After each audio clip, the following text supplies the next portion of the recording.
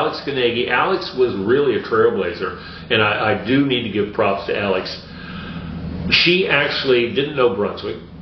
Her daughter Kate was in town thinking about opening a little restaurant. Alex had opened several very successful restaurants in Atlanta. She had closed those down and was just not doing a whole lot. Well, anyway, as Kate told me later, she goes, yeah, I'm in town looking for a little space for a restaurant. Mom comes down to see what I'm doing. Next thing I know, Mom's bought a 3-story building and is putting a restaurant. Alex came in. And I remember everybody was talking about the guy that owned the building. And these other old guys on the street were all cackling about how they got that. They really took that woman in Atlanta for a ride. Bought that 3-story building. She paid him something like $85,000 for it. And yeah, I saw her coming. And anyway, Alex did a fantastic job on that. And she project managed the whole thing herself. She was a contractor. She was smart.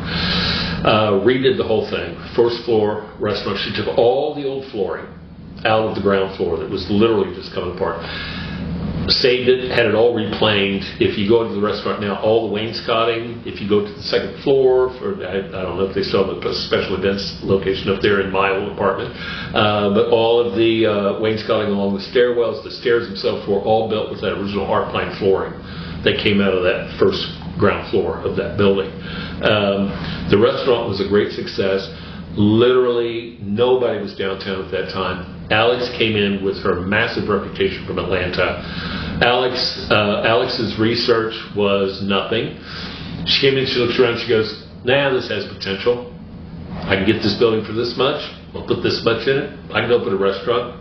I know how to run a restaurant. I can make money. So many folks on St. Simons and Sea Island were familiar with her restaurants in Atlanta, so they were all. Now, suddenly, they're coming across the causeway. Because that was the word years ago. It was, on the islands, it was like, well, I never go across the causeway.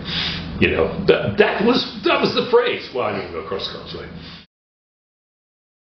Probably one of the first big projects was the restaurant Cargo, where now I think it's Southern Table was the last thing was in there.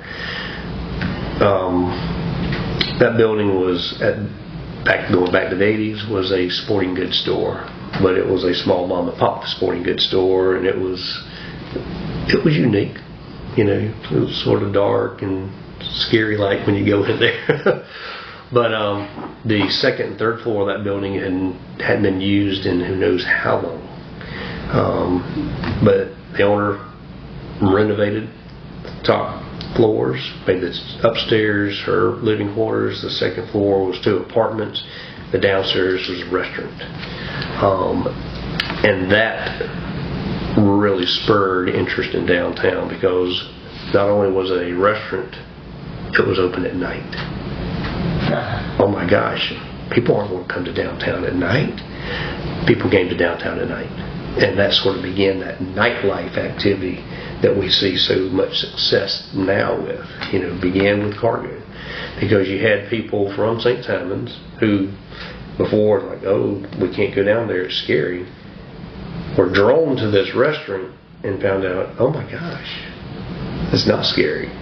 Plenty of parking, because there's nothing else going on down there. And there was nobody roaming the streets. It's like, oh, this is great.